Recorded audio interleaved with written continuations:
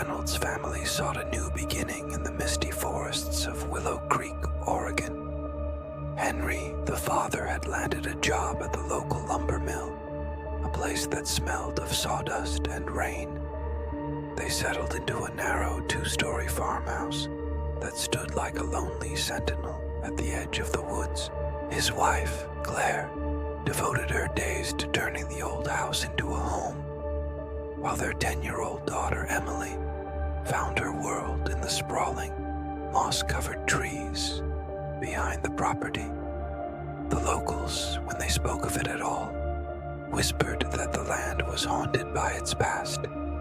It had once been a small mining settlement, hastily abandoned in the 1920s after a series of tragic accidents buried deep within the earth. The farmhouse itself bore a strange and unsettling feature: a single window on the second floor that had no corresponding room inside. From the outside, it looked perfectly ordinary, a dark square of glass staring out at the woods. But from within, there was nothing, just a flat, blank plaster wall where a window should have been. It was a small architectural oddity, easily dismissed. But some oddities don't like to be ignored. The first week passed with the gentle rhythms of rural life, the creak of the floorboards, the sigh of the wind through the pines. But Emily began to notice things, small, fleeting details that felt wrong. She'd see a strange flicker of sunlight dancing across the upstairs wall, the very spot where no window existed.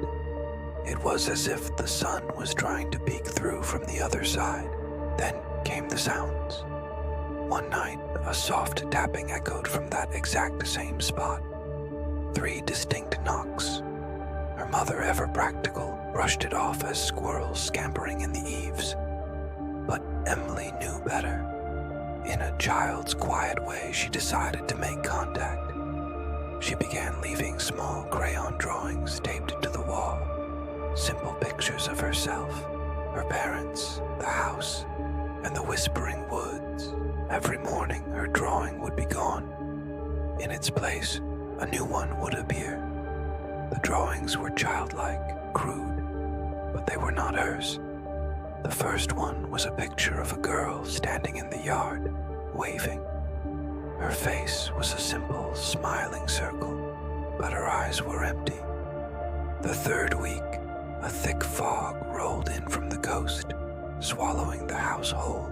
Henry found Emily standing outside at dawn, her small frame silhouetted against the gray light, staring up at the blank side of the house. She wasn't cold. She was perfectly calm. She told him the girl from the drawings was inside the wall.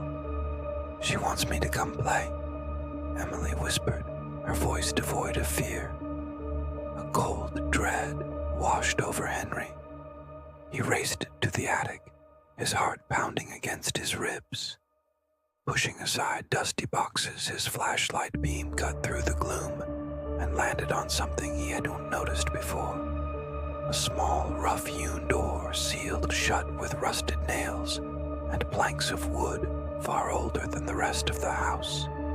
Prying it open, a gust of stale, cold air rushed out. Behind it was not an attic space, but an empty, dark void. A hidden room exactly the size of a small bedroom. The flashlight revealed the floor, covered in a thick layer of dust and hundreds of small folded pieces of paper. They were drawings, just like the ones Emily had been receiving. Most were faded, the faces of children drawn in a stark red crayon. And in the very center of the empty space sat a single small wooden chair, facing the wall. That night, a storm broke over Willow Creek, and the house groaned under the assault of wind and rain. Emily refused to sleep. Around 1:17 in the morning, Claire heard her daughter's voice from down the hall, a soft, rhythmic whispering. She crept to the doorway, peering into the dim light of Emily's room. Her daughter was sitting bolt upright in bed, facing the wall. A faint, ethereal light was pulsing from within the plaster. A cold, blue-white glow, like moonlight seen from the bottom of a deep lake. Then, for a single, horrifying moment, a hand pressed through the wall. It was pale and small, and it left a spiderweb of frost on the wallpaper. Emily didn't scream. She smiled, and in a voice that was hers but not hers, she said, "She says it's her turn to be outside." The wall let out a sharp crack. The lamp on the nightstand flickered violently and went out. When Henry and Claire rushed in, the room was dark and silent. Emily was gone, and the small wooden chair from the attic now sat in the middle of her room, facing the wall. The official sheriff's report from that week is a document of quiet confusion. It describes an unexplained structural void behind the second-floor wall of the Reynolds home. For 3 agonizing days, search crews swarmed the property. They tore into the wall, finding nothing but plaster and wood.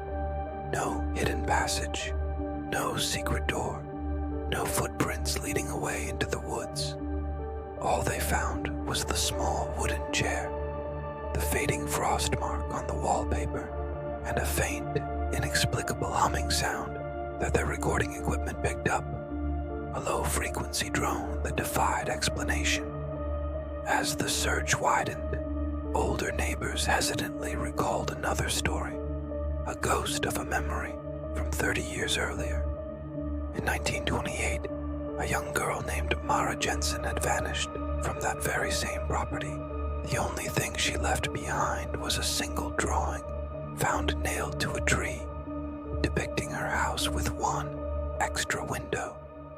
The Reynolds family left Willow Creek before the first snow fell. They couldn't bear to spend another night in the house that had swallowed their daughter.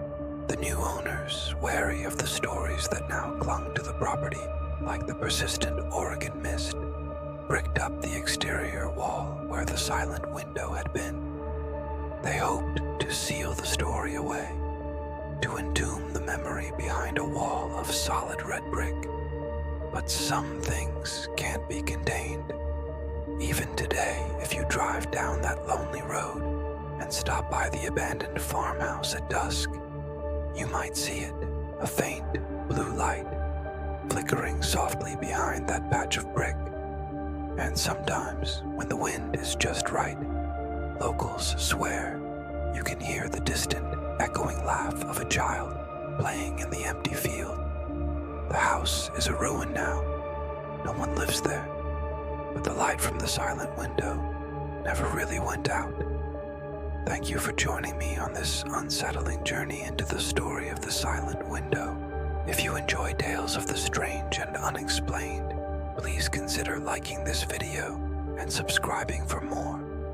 Stay safe and always be wary of things that don't add up.